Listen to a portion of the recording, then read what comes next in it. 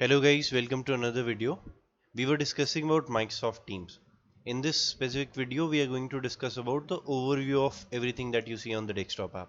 Okay, we are going to deep dive into each of the services or options that you have inside Teams one by one in the future videos. Okay, so if I go to my desktop, this is my desktop app. Okay, and if you see the UI of your browser app, this is my browser app. So basically you have to log into your Office 360 account, go to the waffle and then open this Microsoft Teams. Okay, you'll see that UI is very similar and you'll find most of the things that you see on your desktop app in your web app as well. Okay, so this is if you are basically already logged into Office 360, you can directly go over here, or if you find this desktop app more convenient, you can use this one as well. Okay, so starting from the top, so basically for example you are in calendar and you want to go back to, for example, activity, you don't need to click on this button, you can just click on this arrow key. Okay, and if you again click on this, you will be taken back and forth like this. Okay, if you click on this edit button, this is basically your new chat button. Okay, as soon as you click on it, you can start a new chat. You have to type a name in your organization. So for example, if I want to start a chat with user one, I can just search this user and start chat over here. Okay, this user is offline. If this user was online, we would be able to chat back and forth. Okay, you can see all your contacts. You can add your contacts to this group. Okay, for example, training. Okay, I don't have any contacts in my list as of now. This is a fairly new account, so I am not able to see those contacts. If you have all the contacts, they will be shown over here. Okay, besides this, you have this filter icon. If you want to basically filter by name, unread messages, meetings, or any muted, all these things you can filter by using these options. Okay, if you go over here, you have feed. So basically any activity that you're doing, if you're sending a message, so basically it is shown over here, right? So if you're doing any activity, it will be shown over here. Feed basically means if your team members are basically sending some messages over here, all those things will be available to you in this activity feed. Okay, this is just like your notification in various apps that you have. Okay, then if you want to filter by something, you can do that as well over here. Also you can type commands. For example, if I type slash, I have all of these commands available to me. If you go to Microsoft documentation, you will get a detail about what all commands that you can run over here. For example, if you want to see someone's activity, okay, or if you want to see someone's availability, you'll just type availability,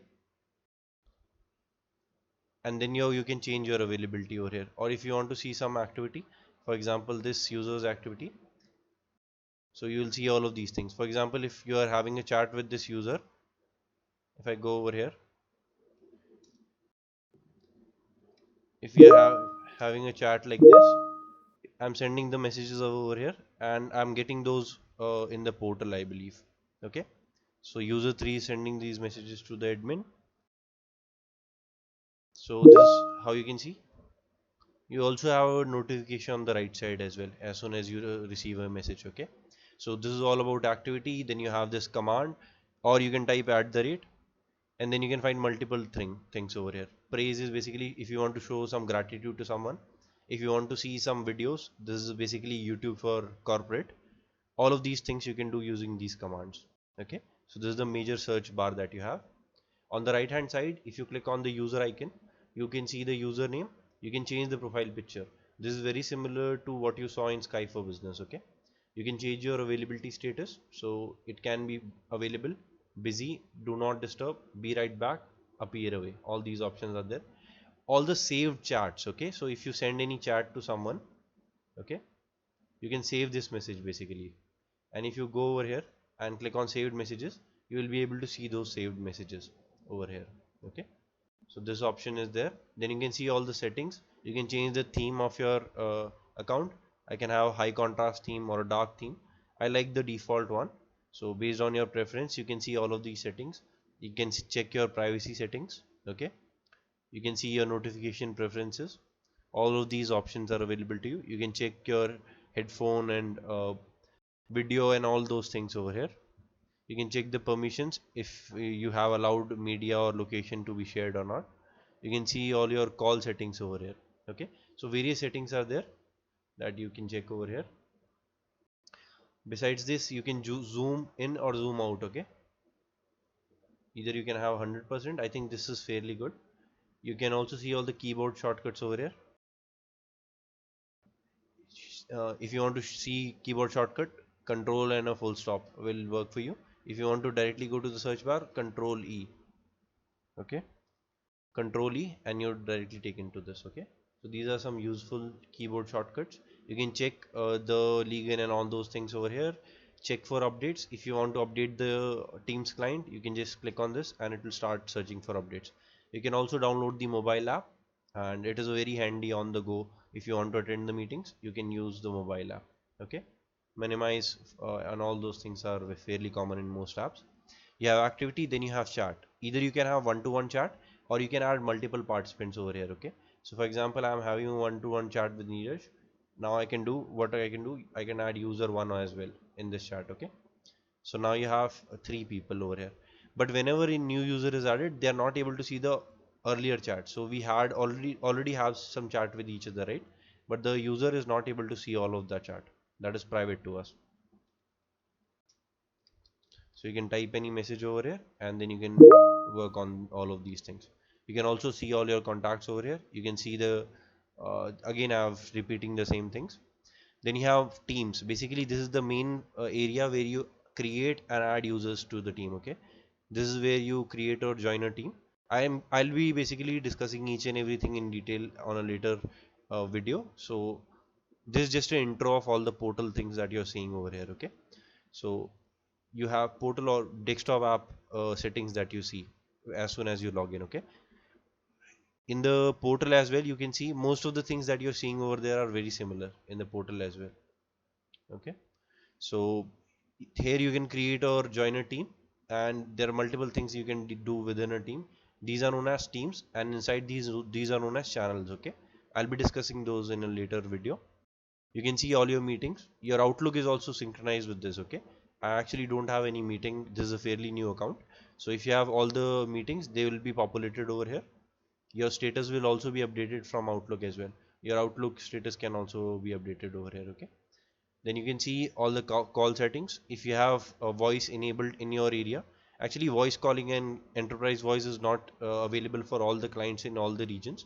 So there are only 7 or 8 countries where they provide Microsoft specific EV plans. So if you fall under those countries, you can add your own contacts details over here and you can directly dial to a number.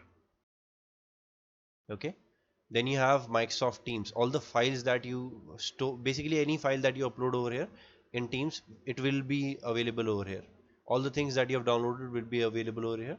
Recently accessed file will be over here, and OneDrive files will be available over here. It is a direct integration with OneDrive. Okay, you can see many apps, be it first party apps or third party apps over here. If you click on more apps, you can again search for multitude of application. These apps basically allow you to integrate multiple third party apps with Microsoft Teams.